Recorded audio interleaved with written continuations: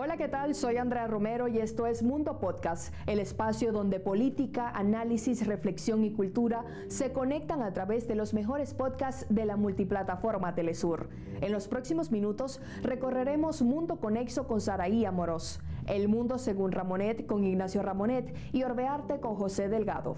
En un intento por justificar su intervención en los asuntos internos de Venezuela, el gobierno de Estados Unidos ha creado una narrativa sobre el cartel de los soles y un supuesto vínculo con el país sudamericano. Relato carente de pruebas. Hoy Saraí Amorós en Mundo Conexo nos cuenta sobre los recientes informes de la DEA que se contradicen y ponen en duda la veracidad de las acusaciones. Además, la ONU ha declarado que Venezuela es un país libre de cultivos, desmintiendo así cualquier conexión con el narcotráfico. Este uso de la desinformación amenaza la soberanía de Venezuela y revela la estrategia de manipulación mediática que se emplea para justificar acciones agresivas. Acompáñenme.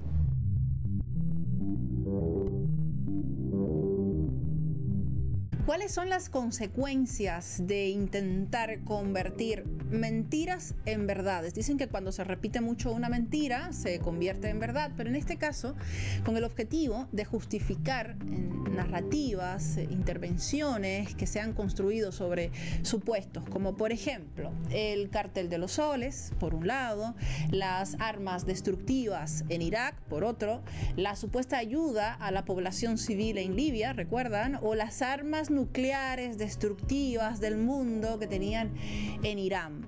Todas estas justificaciones han sido utilizadas por Estados Unidos en compañía de sus aliados como argumentos certeros y directos para criminalizar y atacar a pueblos que son completamente soberanos e independientes y que no siguen sus preceptos políticos.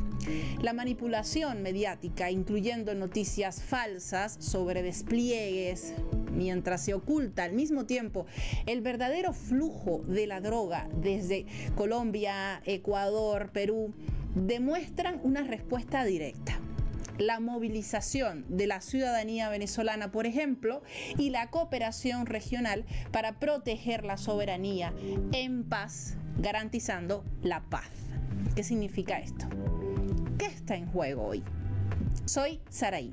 Esto es Mundo Conexo, un podcast de Telesur. Los propios informes de la Administración de Control de Drogas de Estados Unidos, conocido como DEA, de 2024 y 2025, no incluyen la existencia de este supuesto cártel, desmontando desde este primer dato una acusación que nunca tuvo sustento con pruebas verificables. Si tú acusas, tienes que tener pruebas para demostrar que tu acusación está basada en pruebas, valga la redundancia. Y es que se trata de un montaje mediático que ha operado a través de filtraciones de inteligencia, testimonios poco creíbles y titulares diseñados para eso, para instalar una percepción de que Venezuela es un centro de narcotráfico internacional, es decir, pasando de reconocer al gobierno del presidente Nicolás Maduro como un gobierno para reconocerlo como un narcotráfico. Este no es un dato menor, porque esto implica cómo Estados Unidos establece sus políticas dirigidas a ese cambio. Esta narrativa se suma a la operación mediática de agencias como Reuters, quienes reciben probablemente financiamiento para esta línea de contenido, desde donde se difunden noticias falsas sobre una inminente invasión militar contra Venezuela. La agencia, por ejemplo, difundió que el 19 de agosto, en una noticia que fue recompartida, ya afirmaba allí, por ejemplo, que 3 destructores estadounidenses, Gravely, Jason y Samson, se encontraban en aguas cercanas a Venezuela y que en las siguientes 36 horas, junto a submarinos, aviones espías y más de 4.000 efectivos para un eventual ataque contra supuestos cárteles de la droga, ya estarían realizando acciones militares. Les doy un dato. Para invadir Irak se hizo aproximadamente un número de entre 1.500 y un poco más de soldados. Acá hablan de 4.000. ¿Acaso este dato es menor? No lo es, porque demuestra que el objetivo en realidad no es invadir militarmente, sino intimidar. Voy a volver a esto. Sin embargo, una verificación posterior del medio venezolano La Tabla demostró que uno de estos grandes destructores, el Samsung, estaba en el Pacífico Oriental. El Gravely en operaciones en el Golfo de México, mientras que el Jason Duham, como se le conoce, llevaba más de un mes inactivo en la base naval de Mayport, en Florida. Es decir, el hecho físicamente es imposible. Y es que pasada estas 36 horas que anunciaba Reuters, no ocurrió ningún despliegue, confirmando el verdadero despliegue que sí ocurrió, el cognitivo, esa guerra cognitiva, y por otro lado, el otro despliegue, los venezolanos en las calles defendiendo la paz y otros en las playas disfrutando de la paz de este país. Aunque luego se demostró que dichos buques estaban en otras zonas, como les comentaba, no específicamente en el Caribe, incluso fuera de servicio, el objetivo ya se había cumplido. ¿Cuál? Instalar un clima de tensión y justificación discursiva para una eventual agresión contra Venezuela. El contraste de lo que les estoy contando es más que evidente y aparece al analizar los verdaderos flujos del narcotráfico en la región. El informe de la ONU, por ejemplo, para que no digan que cito a otras fuentes, detalla que Colombia produce más de 2.000 toneladas de drogas, de las cuales un 87% se moviliza por el Océano Pacífico, rumbo directo a Estados Unidos. Entonces, ¿qué hacían estos supuestos buques en el Caribe? Es decir, Estados Unidos es el principal consumidor del mundo. Apenas un 5% de esa droga intenta salir por Venezuela, desde donde además las autoridades han incautado en lo que va de este año 52.7 toneladas, lo que refuerza el compromiso de este país con la lucha contra el narcotráfico y desmonta esa idea de un Estado permisivo frente a esta actividad ilícita. Estos comentarios no son inocentes, la narrativa no es inocente y cumple la función de desviar responsabilidades, fabricar culpables y legitimar intervenciones bajo la bandera de la lucha contra el narcotráfico. Se trata de la misma lógica que en el pasado justificó invasiones y desestabilizaciones en otros territorios del continente.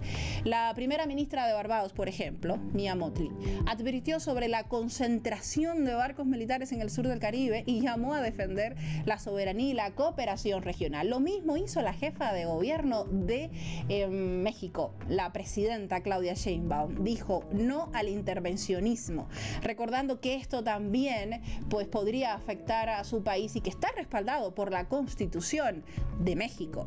El presidente de Colombia, Gustavo Petro, también se manifestó. Señaló que el cártel de los soles es una construcción ficticia usada para justificar ataques externos y propuso coordinar esfuerzos con Estados Unidos y Venezuela para enfrentar el narcotráfico sin someter a ningún país. Ante ello nos preguntamos, ¿cuáles son las consecuencias de permitir que estas falsedades dicten políticas internacionales? La historia de Venezuela ofrece una lección clara al mundo. Solo la información veraz, la unidad regional y el respeto a la soberanía pueden garantizar la paz duradera en América Latina. Soy Saray. Esto fue Mundo Conexo, un podcast de Telesur.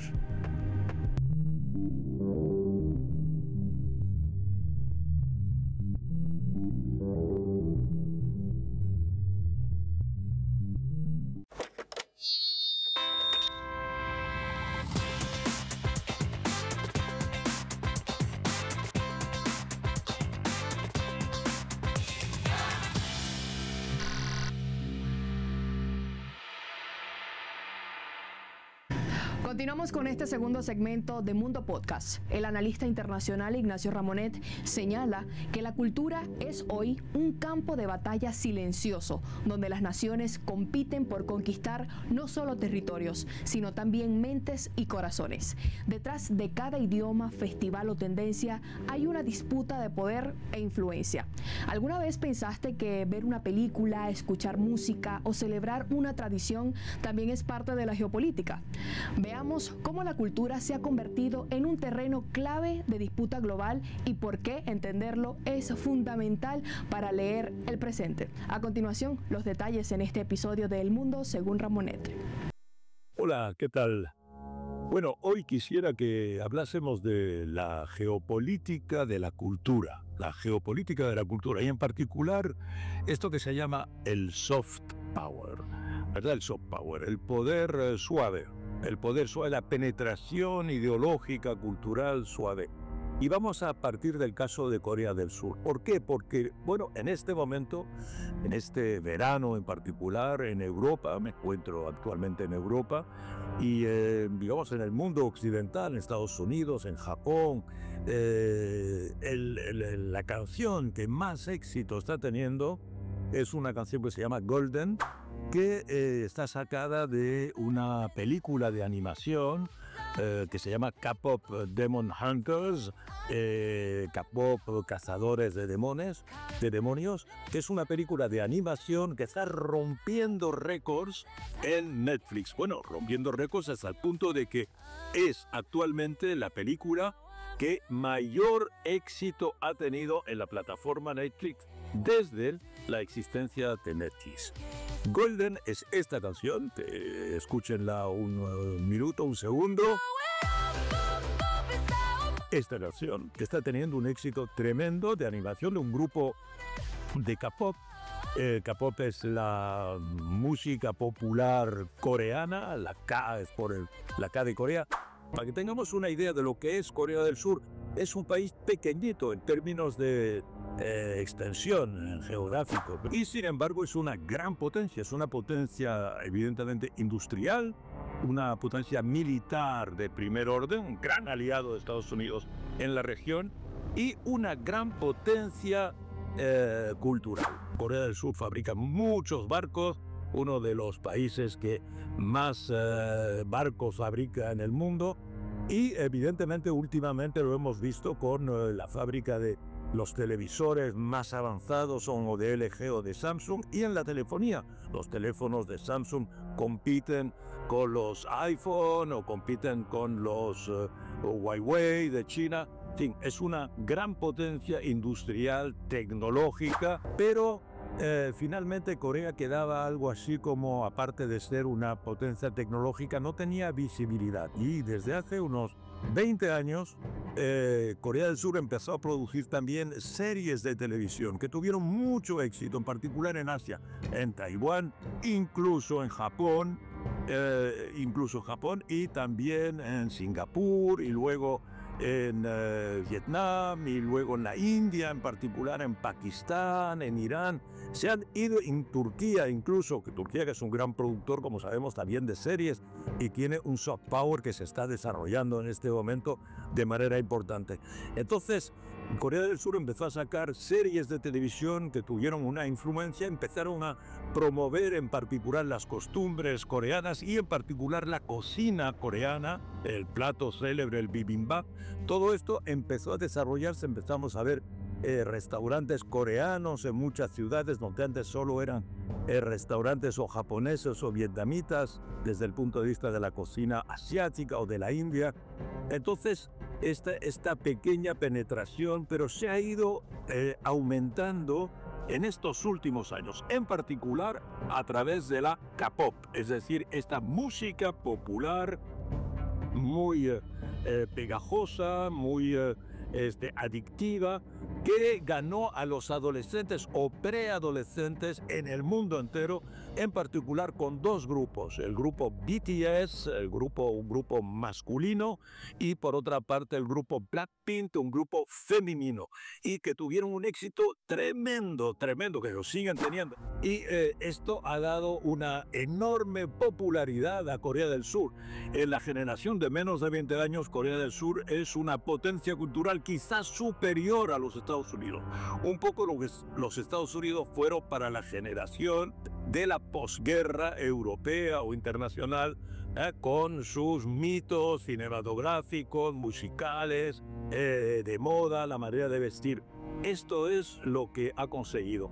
Pero además ha ido perfeccionando esta cuestión, porque también en el cine, por ejemplo, una película como Parásitos, una película de Bong Joon-ho, pues fue primer premio o Palma de Oro en Cannes, pero también Oscar en Hollywood, y el primer Oscar de la historia de Hollywood a la mejor película, y sin embargo es una película que no habla inglés. Por primera vez, una película no anglosajona, una película de no habla inglesa, que en general tiene un premio para eso, película Oscar a la película de no habla inglesa, pero aquí le dieron el Oscar a la mejor película, ¿verdad? Y era una película japonesa, coreana, repito, estoy confundiendo Japón y Corea.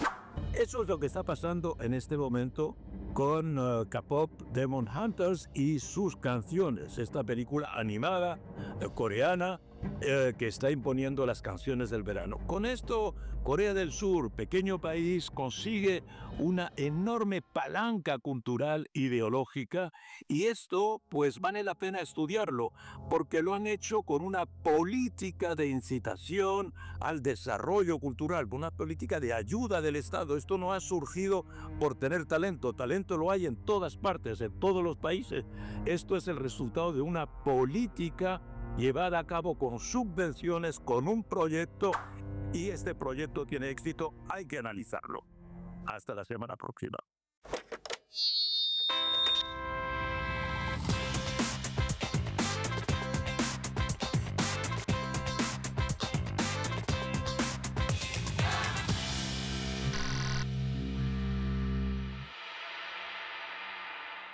Llegamos al último segmento de Mundo Podcast. José Delgado compartió con Valentina Becerra, una de las grandes voces venezolanas, gran maestra del canto formada en el canto popular y en el jazz, quien también ha participado en distintas agrupaciones y como productora en múltiples proyectos, enalteciendo a la música venezolana y de nuestra América. En esta ocasión conversaron acerca de su historia, trayectoria y trabajos más recientes. Disfruten de esta entrega de Orbearte.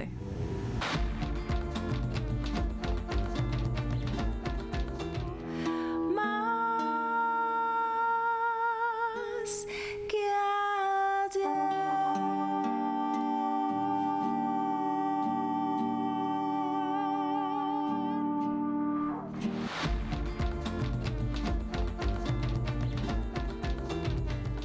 Bienvenidos, bienvenidas. Esto es Orbearte. Yo soy José Delgado. Un gusto, pues, hacer parte de esta programación grande de Telesur.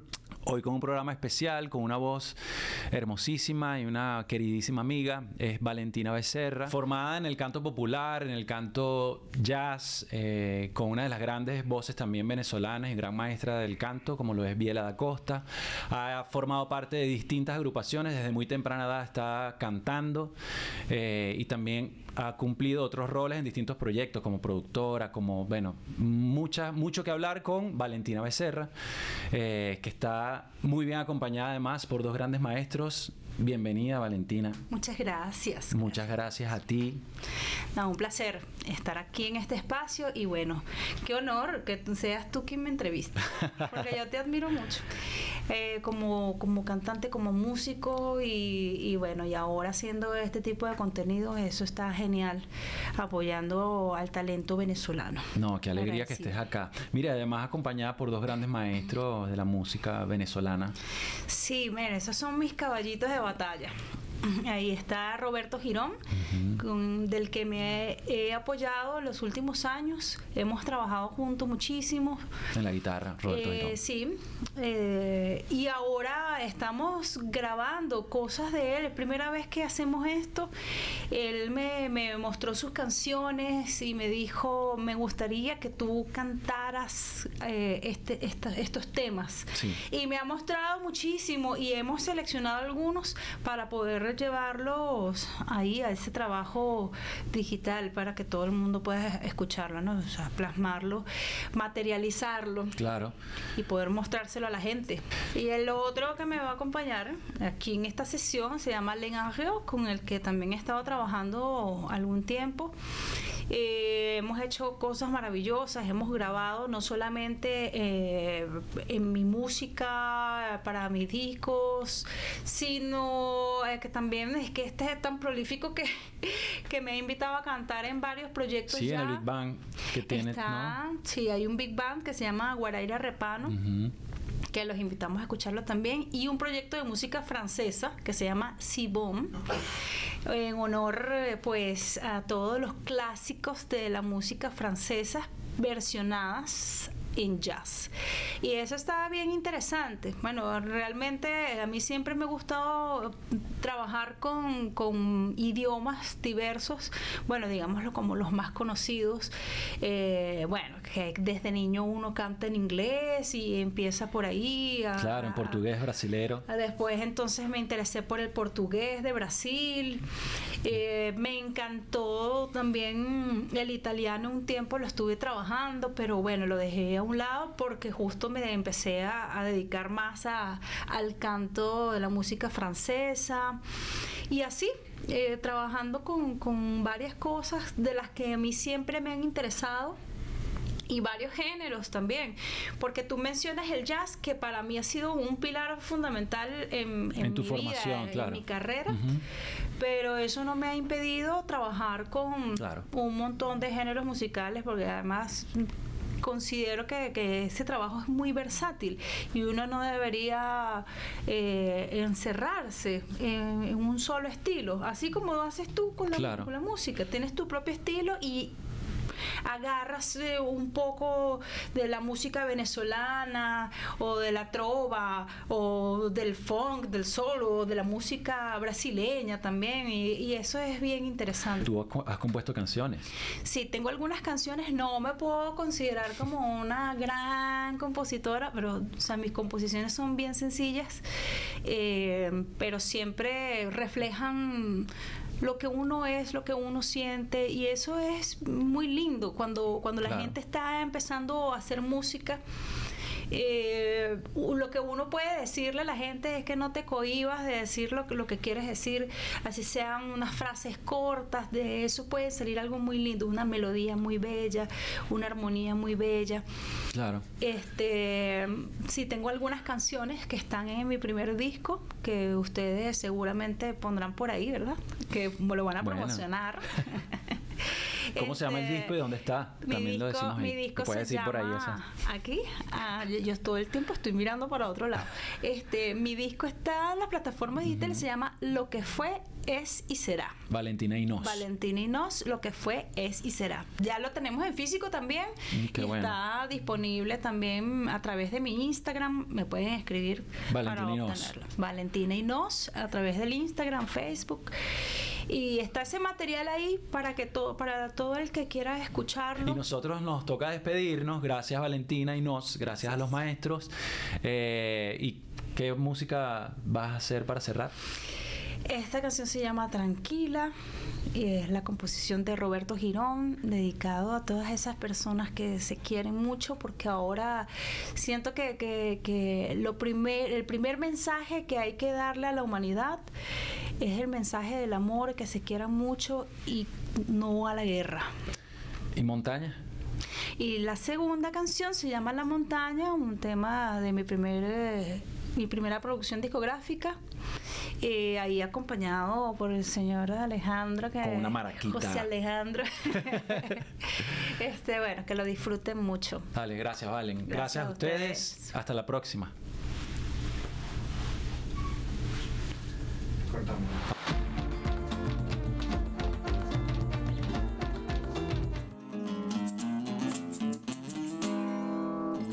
Tercer día, no paró de llover. Dormíamos hasta tarde. ¿Qué podíamos hacer? Quizá fue la montaña o el ritual. Así ponemos punto final al programa de Mundo Podcast, el programa en el que los podcasts saltan a la pantalla. Recuerden que pueden contactarnos y enviar sus comentarios y sugerencias a través de las distintas cuentas de redes sociales, tanto en Instagram como en X, @TelesurTV, y en el canal de YouTube Mundo Podcast Telesur. Allí podrán disfrutar de los episodios anteriores. Les habló Andrea Romero y fue un placer acompañarles. Nos vemos en una próxima entrega. Hasta entonces.